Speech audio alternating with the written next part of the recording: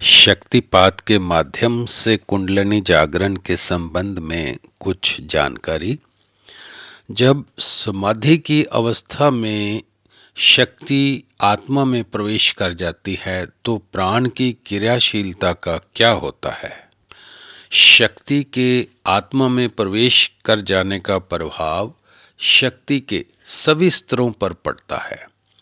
स्थूल इंद्रियों पर क्रियाशील शक्ति, चेतना शक्ति की सभी क्रियाएं सत्कृत हो जाती हैं।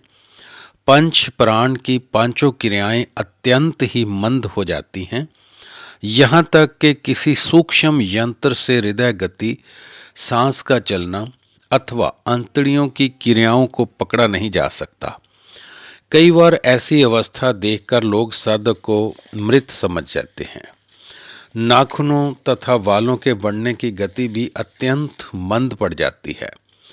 मनोमय कोश में संकल्प विकल्प की क्रिया एवं विज्ञानमय कोश में वृद्धि का कार्य, संस्कारों का संचय तथा वासनाओं का उदय भी सतगत हो जाता है।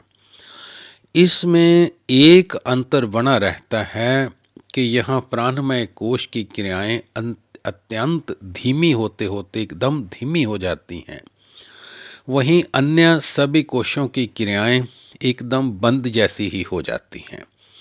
शक्ति अवस्था से नीचे उतरने पर शक्ति की सभी क्रियाएं पूर्ववत प्रकट हो जाती हैं। इस प्रकार बार बार समाधि अवस्था में प्रवेश चित्त स्थिति को बदलता जाता है एवं जीव तुरीय अवस्था की ओर बढ़ने लगता है।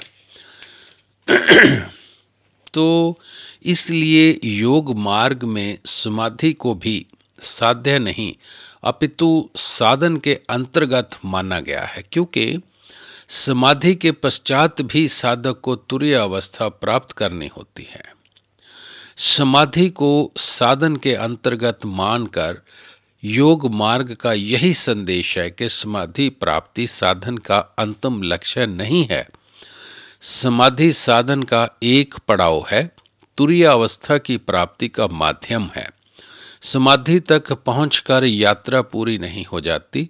जो लोग समाधि अवस्था की अवहेलना करके सीधे तुरीय अवस्था प्राप्त करने की बात करते हैं, उनका जीवन बातें करते ही बीत जाता है।